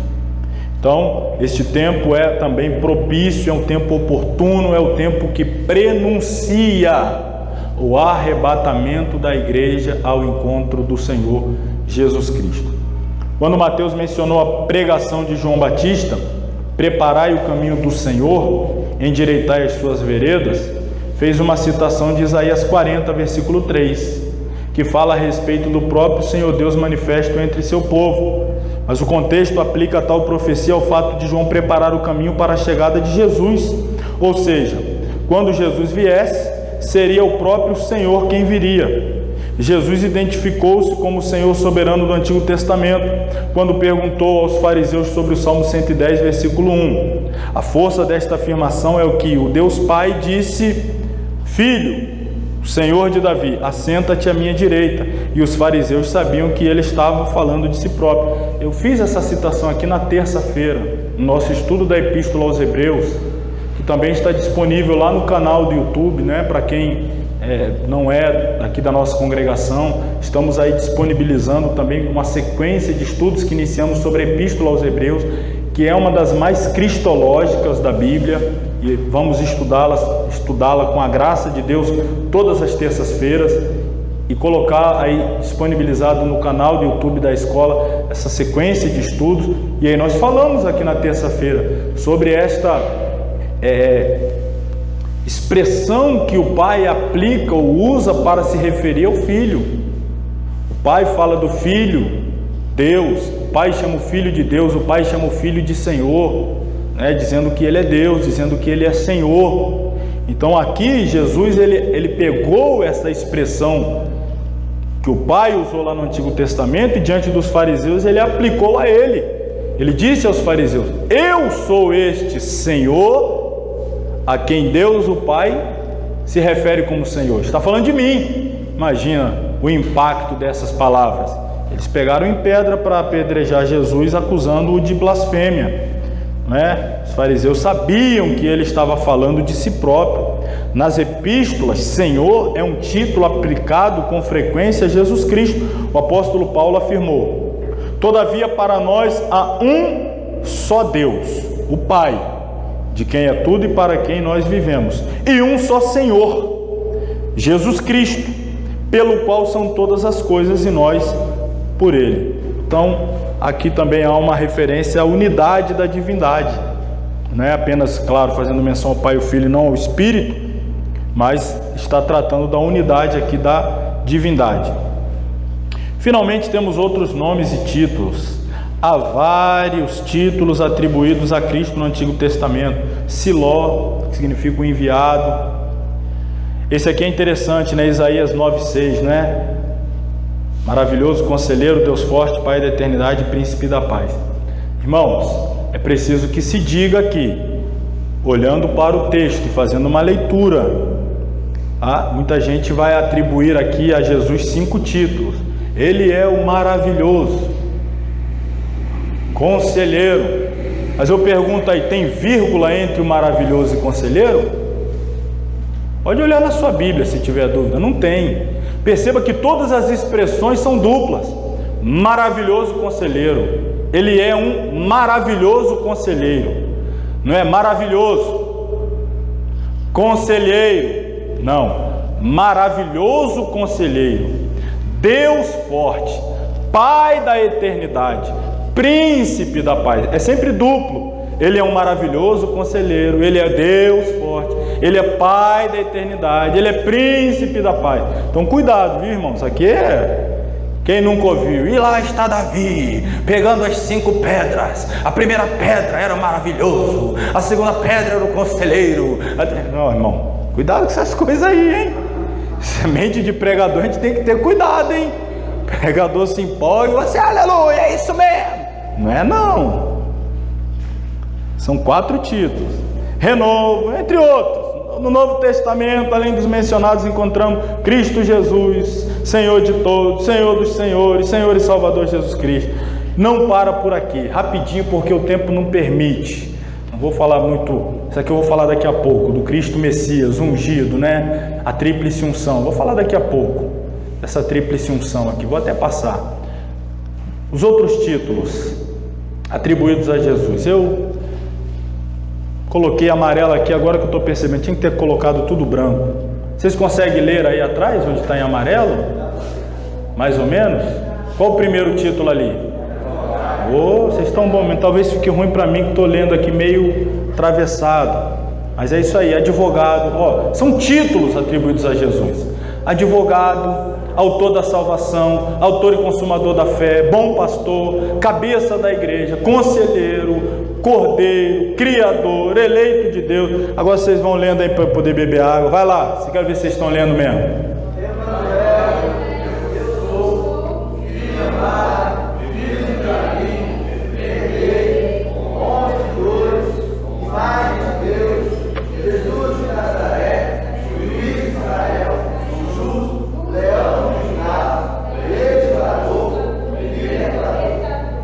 Acabou? Agora eu vou deixar vocês respirar e vou eu aqui. Luz do mundo, mediador, mensageiro da aliança, Messias Nazareno, Pai da eternidade, palavra de Deus, palavra, verbo, pão da vida, pastor e bispo, pedra de esquina, porta, primeiro e último, primogênito, príncipe da paz, príncipe da vida, profeta, raiz de Davi, rei, rei das nações, rei dos judeus, rei dos reis, rei dos cegos, renovo, ressurreição e vida, rocha, salvação, salvador, santo, santo de Deus, santo de Israel, santo servo, semente da mulher, Senhor da glória, Senhor dos senhores, sol nascente, sumo sacerdote, supremo pastor, todo poderoso, verdade, verdadeira luz, vida, videira verdadeira.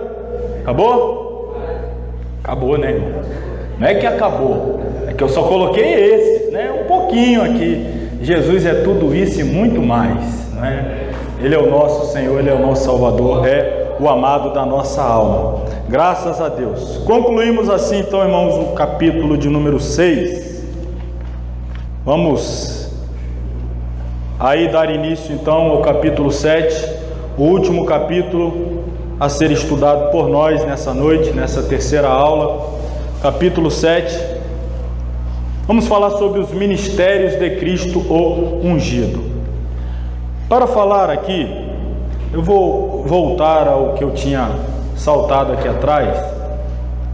Quando nós apresentamos o nome Cristo, né, que Messias do hebraico, ungido, e aí já dissemos, Cristo não é um nome, e sim um título que aponta para o tríplice ofício de profeta, sacerdote e rei. Estes 3 ministérios aqui, profeta, sacerdote e rei, eram os principais ministérios que eram desempenhados principalmente no Antigo Testamento. Deus estabeleceu profetas, Deus estabeleceu sacerdotes e Deus estabeleceu reis. E como é que se consagrava um profeta? Derramando sobre ele azeite. O que é derramar o azeite sobre ele? É ungir. Ungia. O sacerdote da mesma forma, se derramava o azeite, ungia. E o rei também, de igual modo, o ungia. O ato de ungir, derramar o azeite, geralmente colocado em um chifre de carneiro, né? Pegava o chifre do carneiro e enchia aquilo ali de azeite mesmo, do óleo extraído da azeitona, o azeite de oliva, e então se derramava sobre o profeta, e a partir de então simbolizava que o Espírito de Deus estava o dominando, e a partir de então ele estava autorizado a exercer o ministério de profeta. Havia sido ungido para ser profeta. Fazia a mesma coisa com os sacerdotes, claro, tinham que ser levitas, sumo sacerdote na casa de Arão, mas se derramava o azeite, consagrando. Próprio Deus ordenou a Moisés que fizesse isso com Arão e seus filhos. A partir dali, então, toda a sua descendência estaria consagrada para exercer o ofício sacerdotal. E os reis também eram consagrados através da unção, do derramar do azeite. Ninguém, nenhum ser humano, todo o Antigo Testamento exerceu o tríplice ministério. Por exemplo, Samuel foi profeta, foi sacerdote, foi rei, foi profeta e sacerdote. Davi foi rei, profeta, Davi profetizou, mas sacerdote ele não era. Então, ninguém exerceu o tríplice ministério: profeta, sacerdote e rei. Ninguém recebeu a unção com o azeite. E aí mais um parênteses aqui rápido, tá? Ungir com azeite. Essa história de óleo ungido não existe não, tá, irmãos? Porque ungir é derramar o azeite. Aí você unge a pessoa, ungiu o rei, ungiu o profeta, ungiu o sacerdote. Quando você diz o óleo ungido, aí você me obriga a te fazer a seguinte pergunta: o óleo é ungido, tá? Mas você ungiu o óleo com o quê? Para o óleo ficar ungido. Você derramou óleo sobre o óleo? Está aqui esse óleo, vou derramar óleo no óleo, agora o óleo está ungido. Agora o óleo é ungido. Não existe. Irmão, não existe. Não tem na Bíblia, é invenção de homens. Óleo ungido não existe. Porque para o óleo ser ungido, ele tem que ter sido ungido com alguma coisa. Com outro óleo. Você percebe como é que tem coisas que a gente fala comumente e nunca parou para pensar? E que não tem fundamento bíblico? Procura aí de Gênesis Apocalipse e me traz depois, semana que vem, mês que vem, ano que vem, na década que vem, se você vai encontrar essa história. Ungir com óleo. Ungir com óleo. Então o profeta era ungido com óleo, o sacerdote era ungido com óleo, o rei era ungido com óleo. Jesus, né, cada um desses outros homens recebia unção com óleo para o exercício do ministério. Jesus foi ungido com óleo? Quem pode abrir aí Atos dos Apóstolos, capítulo 10, versículo 38. Vamos ver aí como é que foi a unção de Jesus. A unção de Jesus. Quem encontrar aí pode ler. Como Deus, é esse versículo, hein? Como Deus. Encontrou alguém? Como Deus ungiu a Jesus de Nazaré com o Espírito Santo e com a virtude. Irmãos, Deus ungiu a Jesus de Nazaré com o quê? Espírito Santo. Aí eu pergunto, o óleo que era derramado sobre o profeta, sobre o sacerdote, sobre o rei, o óleo era símbolo do... Jesus foi ungido com símbolo? E vocês estão desanimados, que era para ter dado um glória a Jesus, viu, irmão? Vocês estão muito desanimados hoje, porque veio dando glória a Jesus domingo, segunda, terça, quarta, quinta, sexta, chegou com a bateria meio fraca, né? Os homens são ungidos com um símbolo do Espírito Santo, que é o óleo. Mas quando chegou a vez de Jesus, não foi homem que ungiu a Jesus, foi Deus, e não foi com o símbolo do Espírito Santo, mas Deus ungiu a Jesus de Nazaré com o Espírito Santo. Ele é o Messias, Ele é o Cristo, Ele é o ungido de Deus. E aqui nós vamos falar o ministério de Cristo, o ungido. Isso é diferente, a unção de Jesus é diferente, irmão. Não pode se comparar com nenhuma outra unção. Não dá para se comparar, é incomparável. Então vamos lá. O ministério de Cristo, o ungido. O ministério de Jesus durou cerca de 3 anos. Claro, refiro-me ao terreno. O cálculo da duração é feito com base nas festas pascais, em que ele esteve.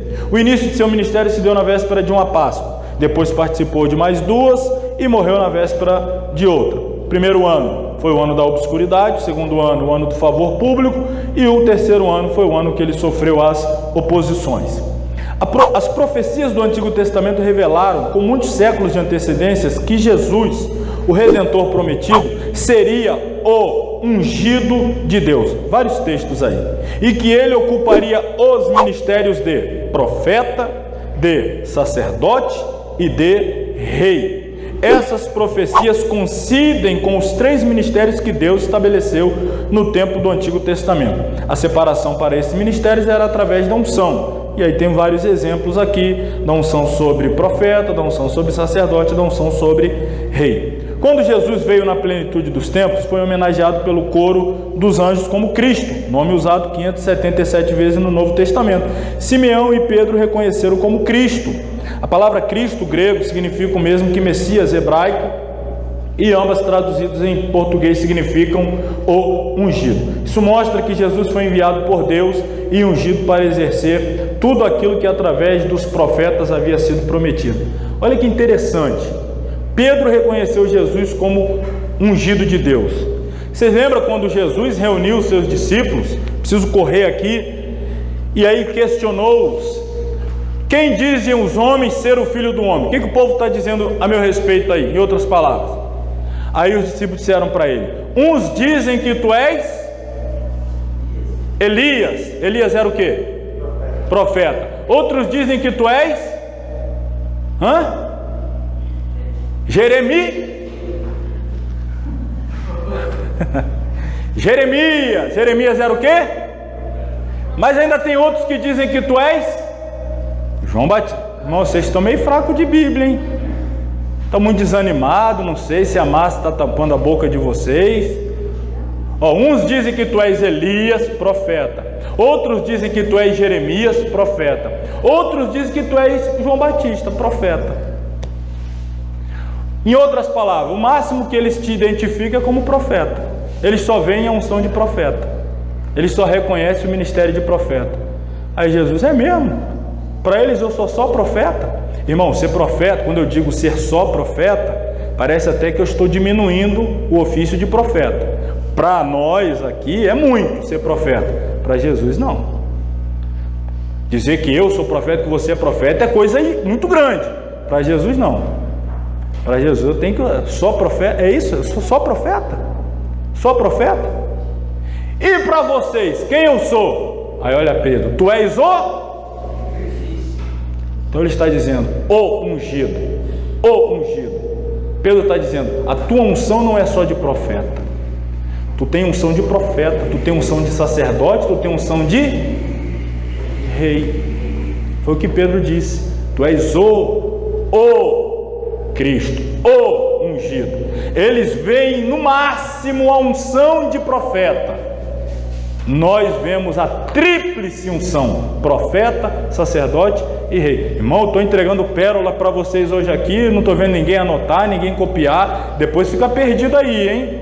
Depois fica perdido. Estou vendo um ou outro anotando aí, estou lançando as pérolas, tá? E tem gente aí boiando, hein? Depois volto na outra semana, partindo daqui para frente. Aí o que foi que ele falou lá atrás? Aqui é dinâmico, irmão. Aí está a vantagem aí da videoaula. Depois assiste, vê, volta, pausa. Importante, hein? Tríplice ministério. Isso aqui. O que é o tríplice ministério? O que é cada um desses ministérios? O que é o ministério de profeta? O que é o ministério de sacerdote? O que é o ministério de rei? São mediadores entre Deus e os homens, entre Deus e o seu povo. Eu vou explicar aqui mais detalhadamente, né? Já, mas vou terminar aqui esse parágrafo. Logo depois de iniciar o seu ministério com cerca de 30 anos de idade, Jesus recebeu o revestimento de poder pelo Espírito Santo. Jesus saiu da água, o céu se abriu e a unção desceu em forma de... A unção desceu, pousou sobre ele, em forma de pomba, tá? Está ali, ó, o Messias, o Cristo. Está ali, o ungido de Deus, o enviado. O João Batista, para sua Bíblia não voltar para casa empoeirada, pega aí sua Bíblia rapidinho. João Batista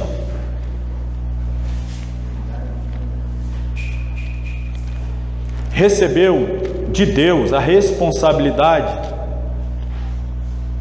de batizar o Filho de Deus, né? João Batista recebeu a responsabilidade, aliás, o privilégio, irmão, de batizar o Filho de Deus. Só que antes João já pregava sobre ele.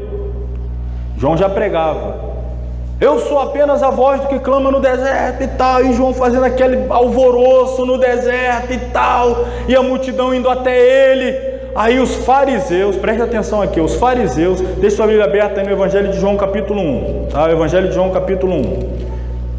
Aí os fariseus mandaram lá um grupo ir até ele, pergunta a ele, pergunta o quê? Se ele é o Cristo. Foram lá perguntar a João. Está no capítulo 1 de João, sua Bíblia aberta. Esse João aqui que escreveu não é o João Batista, tá? Mas ele escreveu acerca do João Batista. Olha aqui, versículo 20. Confessou e não negou. Confessou, João Batista confessou: não sou o Cristo. Perguntaram: então quem és, pois? És tu Elias? Disse: não sou. És tu profeta? E respondeu: não. Disseram-lhe, pois, quem és? Para que demos resposta àqueles que nos enviaram. Que dizes de ti mesmo? Os fariseus mandaram perguntar a João: vem cá, você que é o Cristo? Esse alvoroço que você está fazendo, é você que é ungido? João disse: não, eu não. Então você é o que? Profeta? Não. Você é Elias? Não. Quem você é? O que você diz de você mesmo? Resposta de João, versículo 23: eu sou apenas a voz do que clama no deserto. 25, perguntaram-lhe e disseram: por que batizas, pois, se tu não és o Cristo, nem Elias, nem profeta? João respondeu-lhe dizendo: eu batizo com água, mas no meio de vós está um a quem vós não conheceis. Este é aquele que vem após mim, que foi antes de mim. Olha que mistério, vem depois de mim, mas é antes de mim, irmão. Do qual eu não sou digno de desatar as correias das sandálias. Essas coisas aconteceram em Betânia, do outro lado do Jordão, onde João batizava. No dia seguinte, João viu a Jesus, que vinha para ele, e disse: eis o Cordeiro de Deus que tira o pecado do mundo. Quando João viu Jesus vindo, João apontou: esse aí, ó, é o Cordeiro de Deus. Aquele que eu estava falando ontem, que eu não era ele, mas que ele vinha, ele veio. É esse aí, o Cordeiro de Deus, que tira o pecado do mundo. Agora eu vou dizer uma coisa para você que talvez você não saiba. João disse assim: ele já está no meio de vós, e vocês não o conhecem. Vocês sabiam que Jesus também não conhecia, que João também não conhecia Jesus? Até esse momento? Só que Deus deu a João a responsabilidade e o privilégio de batizar Jesus. E depois que Jesus fosse batizado por João, então a unção desceria sobre Jesus para ele começar o seu ministério. A unção tinha que descer para o exercício do ministério, mas a unção só desceria depois do batismo. E João preparava o caminho para batizar, para a unção descer e Jesus começar. Aí Jesus dá um passo à frente e João dá um passo atrás. Mas aí agora João não sabia quem era Jesus. Não sabia? Não sabia. Vocês não estão acreditando em mim não, né? Quando vocês ficam assim, vocês não acreditam em mim. Vamos continuar lendo. Versículo 30. Este é aquele do qual eu disse.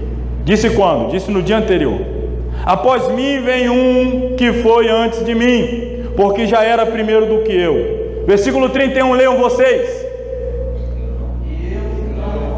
Não, leia de novo, 1, 2, 3. Eu não conhecia, mas para que fosse manifestado a Israel, vim eu, pois isso, batizando com água. E eu não o conhecia. Mas e agora? Como é que João sabia quando viu Jesus que ele era o Cordeiro de Deus? Vocês sabem? Não, não é porque ouviu a voz. Alguém sabe? Jesus não tinha feito nada. Só ia começar a fazer depois que a unção descesse. Vocês querem que eu fale, irmão? Olha, eu vou falar, hein? Eu já entreguei muitas pérolas e vocês não estão pegando aí. Se eu entregar mais essa pérola e vocês não pegar, não der um glória a Deus, eu encerro a aula aqui, ó. Vocês não estão bem hoje, não. Eu vou entregar, hein? Estão preparados? Só continuar a ver a leitura aí, ó. 32. João testificou dizendo: eu vi o Espírito descer do céu como uma pomba e repousar sobre ele. Calma aí, olha o 33. Eu não o conhecia, mas o que me mandou a batizar com água. Quem foi que mandou João batizar com água? Quem foi? Deus. O que me mandou batizar com água, esse me disse: sobre aquele que vires descer o Espírito e sobre ele repousar, esse é o que batiza com o Espírito Santo. E eu vi e tenho testificado que este é o Filho de Deus. Lá vem Jesus e a pomba vindo com ele, João. Olha aí, olha aí, olha aí, ó. Lá vem ele e a pomba vem junto. Ai, irmão, fica arrepiado. Lá vem ele e a pomba vem junto. E João está identificando, olha ele aí, ó. É o Cordeiro de Deus que tira o pecado do mundo. E quando ele é batizado e sai, a pomba que estava sobrevoando desceu. Aí Jesus começa o ministério, todo mundo vai atrás de Jesus. O pessoal vai reclamar com João: João, os seus discípulos te abandonaram, foram atrás de Jesus. João diz: o meu ministério acabou, agora eu tenho que diminuir, quem tem que crescer é ele. Pegou esse aí agora, né? Ele é ungido. João recebeu a senha. João, a senha é o seguinte: aquele que você via a pomba vindo sobre ele, ó, é ele. E João, será que é esse? Não, não é esse, não é esse, não é esse. Quando lá vem Jesus com o Espírito sobre ele, João, é esse aí. Concorda? É isso mesmo, está na Bíblia, como é que não vai concordar, né? É que não vai concordar, está escrito. Vamos agora ver Jesus no exercício destes 3 ministérios. Tempo não vai dar, vamos falar hoje só de profeta, só para começar. Aliás, não vou nem começar, não vai dar para começar. Eu vou apenas aqui, não vai dar para começar. Porque eu começar vai ficar ruim. Prefiro falar os 3 juntos. Mas antes disso eu vou apenas te explicar o seguinte, para a gente encerrar a aula. Estou olhando aqui, são 9h15, é mais ou menos isso, que o relógio está um pouco adiantado. Vou te dar uma explicação aqui, para que você entenda mais um pouco sobre essa tríplice unção. Semana que vem a gente pega daqui, eu falo as 3 e daí por diante. Agora, ó, eu tenho que começar daqui para frente. Se eu ficar indo para trás, você não pegou, assiste a aula de novo, vê o vídeo aí, para você chegar aqui afiado. Então, o que eu quero te explicar é isso aqui. Tríplice ministério, 3 classes de mediadores entre Deus e o povo. Então, o profeta era um mediador entre Deus e o povo. O sacerdote era um mediador entre Deus e o povo. O rei era um mediador entre Deus e o povo. Jesus pega os 3 ministérios para ele e agora só tem quantos mediadores? Entre Deus e os homens? Qual o nome dele? Jesus, homem. Jesus Cristo, homem. Falei semana passada, tá vendo? Há um só mediador entre Deus e os homens, Jesus Cristo.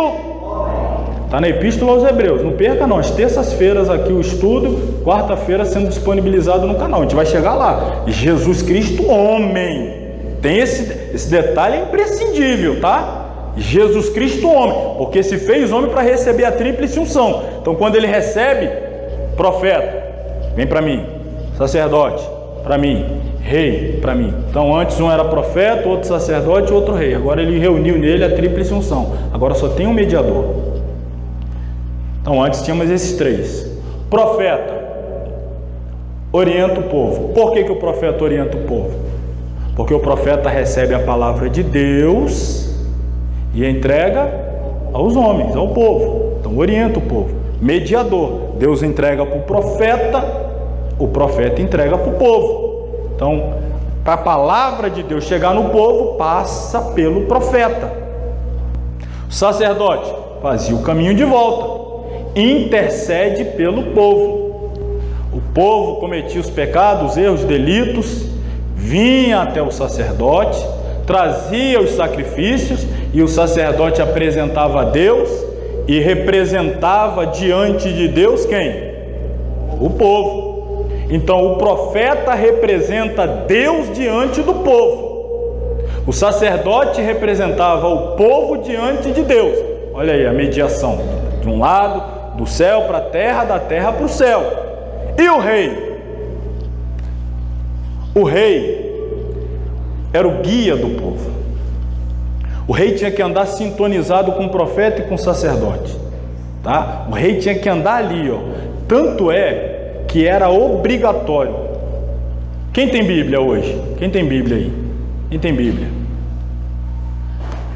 Na época do Antigo Testamento ninguém tinha Bíblia. Não existia Bíblia.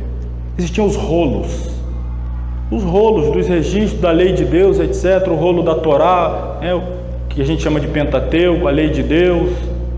Tinha que ser escrito à mão, manuscrito, tinha que haver os copistas, copiar para que preservasse aquele conteúdo. Era pele de animais e tal. Era aquele processo todo difícil e era caro, muito caro. Então o sacerdote tinha, e ele transmitia para o povo a lei de Deus.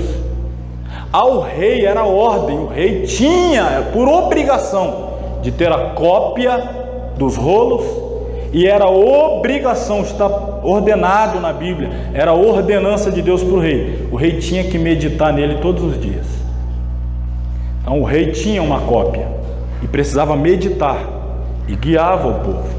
O rei é o guia do povo.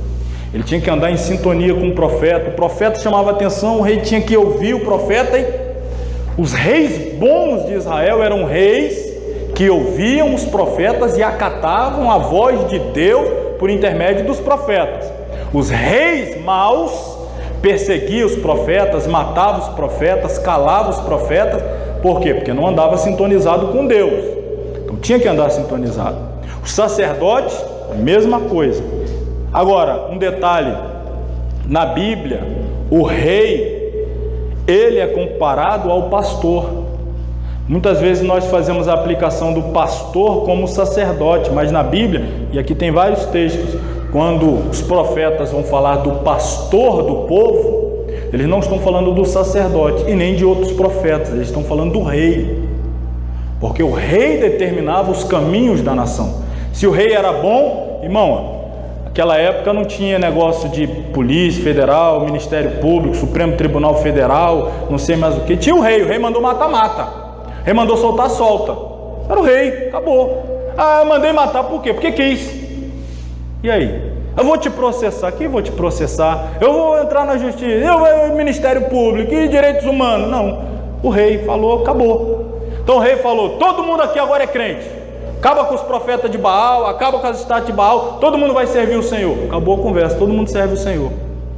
Aí chegava o Acabe, por exemplo, guiado por Jezabel, ninguém aqui vai adorar o Senhor, todo mundo vai adorar Baal. Tira aí tudo que tem a ver com Deus e Jeová, e o negócio agora é Baal. O povo todo ia para Baal, o rei era que mandava.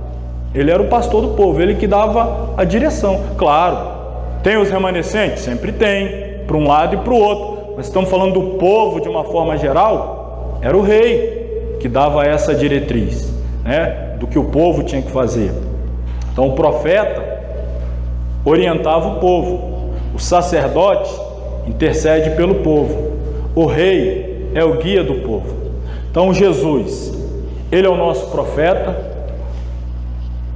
Epístola aos Hebreus, nós lemos aqui na terça-feira: havendo Deus falado antigamente aos pais pelos profetas, nos falou nesses últimos dias pelo Filho. Aí, olha quem fala agora, olha por quem Deus fala: o Logos, o verbo vivo, a palavra encarnada. Não precisa mais de profeta, no sentido de que, claro, Deus pode usar dom de profecia, estou falando nesse sentido, estou falando no sentido do ministério profético como do Antigo Testamento, para orientar um povo que não tinha acesso à palavra. Jesus vem a palavra encarnada, a palavra viva, o verbo vivo. Então, antigamente Deus falou aos pais pelos profetas. Agora, o texto diz, falou a nós pelo Filho. Acabou. O sacerdote fazia expiação diante de Deus pelo povo. os sacrifícios de animais. Jesus fez o sacrifício de si mesmo, sacrifício do seu próprio sangue. Nós vamos dizer assim, né? Nós vamos esmiuçar isso melhor semana que vem. E o rei, o guia do povo, Jesus é o nosso guia, Jesus é o nosso alvo, Jesus é o nosso autor e consumador da nossa fé. Jesus é aquele que nós devemos copiar e seguir, é o nosso exemplo, é o nosso modelo. Então ele assume a tríplice unção. Nós vamos detalhar isso aí mais semana que vem.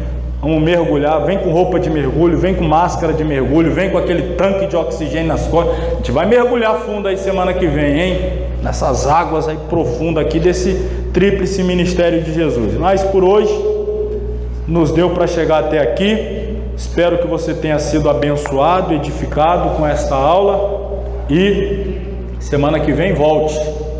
Traga mais alguém, estamos recebendo mais alunos presenciais à distância. Já dei as boas-vindas aos que estão nos assistindo, nos acompanhando. Mais uma vez reforço a importância dos alunos à distância acompanharem as aulas, a sequência, não perderem nenhuma para não ficar para trás. E também se inscrever aí no canal, compartilhar as aulas para não perder nada e ser abençoado. Vamos encerrar então, irmãos. Vamos colocar sobre os pés e orarmos.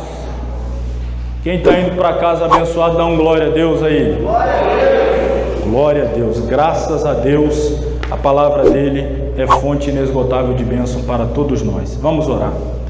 Querido Deus e Pai, nós te louvamos uma vez mais na noite deste dia, pelo privilégio, ó Deus, de podermos entender com a nossa mente humana, terrena, corrupta, carnal, regenerada, é claro, graças a Jesus Cristo e o seu sacrifício, mas ainda assim a nossa mente cheia de limitações, mas pela tua bondade e pela ação do teu Santo Espírito, tem nos dado, ó Pai, a condição de compreendermos verdades tão maravilhosas, tão profundas, tão sobrenaturais e eternas. Nós te agradecemos, ó Deus, por essas riquezas que foram compartilhadas conosco nesta noite. Peço que o Senhor continue abençoando o teu povo, levando cada um em paz para os seus lares. Os alunos que estão nos acompanhando através do vídeo, que sejam abençoados grandemente também onde estão, e que assim possamos prosseguir, aprendendo cada vez mais e mais de Ti, para a glória e honra do Teu nome. Nós oramos a Ti no nome de Jesus. Estenda as suas mãos, que o grande amor de Deus, o nosso Pai, a graça do nosso Senhor e Salvador Jesus Cristo, a comunhão e a consolação do Espírito Santo, seja com todos que amam e aguardam a breve volta de Jesus, e todos digam amém. Amém. Deus abençoe a todos, em nome de Jesus.